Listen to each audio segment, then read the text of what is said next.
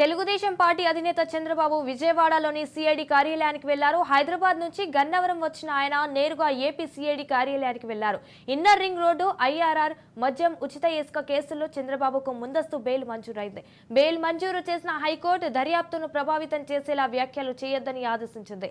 వారంలోపు 1,00,000 చొప్పున 2 పూచీకత్తు ఇవ్వాలని తెలిపింది. ఈ క్రమంలోనే ఉచిత ఇసుక కేసులో సిఐడి అధికారులకు పూచీకత్తు బ్యాండ్ సమర్పించారు. అనంతరం ఐఆర్ఆర్ కేసులో కుంచనపల్లి, మద్యం కేసులో గుంటూరు సిఐడి కార్యాలయాలకు వెళ్లి పూచీకత్తు బ్యాండ్లు సమర్పించనున్నారు. విజయవాడ కార్యాలయానికి చంద్రబాబు వస్తున్నారనే విషయం తెలుసుకున్న పార్టీ కార్యకర్తలు, శ్రేణులు భారీగా అక్కడకు చేరుకొని నినాదాలు చేశారు.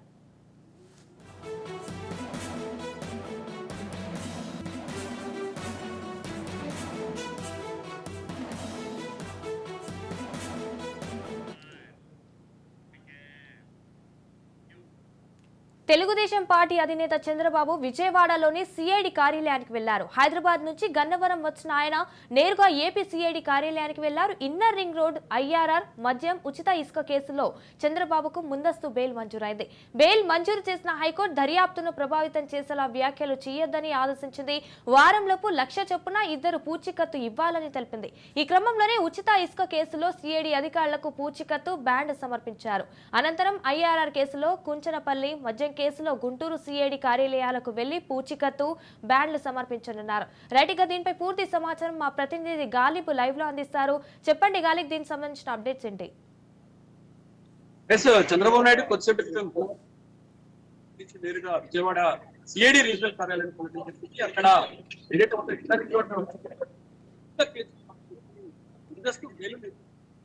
నేపథ్యంలోని ఈ కేసుకు సంబంధించిన ఏదైతే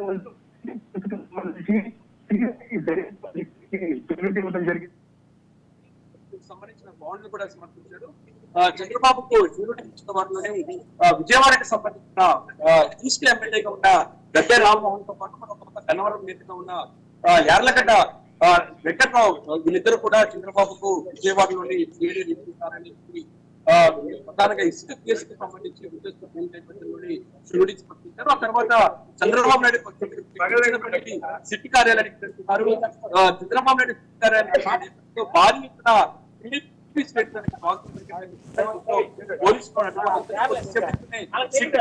లోపలికి చంద్రబాబు వెళ్ళడం జరిగింది. ఈ కేసులో కూడా చంద్రబాబుకు హైకోర్టు ధర్మాసనం ముందస్తు బెయిల్ ఇచ్చిన నేపథ్యంలో ఈ కేసుకు సంబంధించి షూరిటీ అంటే వ్యక్తిగత షూరిటీని ఆయన సమర్పించబోతున్నారు. ఒక్కొక్క కేసుకు సంబంధించి 1,00,000 రూపాయలకు సంబంధించిన బాండ్లు కూడా ఎవరైతే ఉన్నారో ఆ కేసుకు సంబంధించిన దర్యాప్తు అధికారికి సమర్పించాలి అనేది మాత్రం హైకోర్టు ఆదేశాల మేరకు ప్రస్తుతం ఆయన కుంచనపల్లి సిటీ కార్యాలయానికి చేరుకోవడం జరిగింది.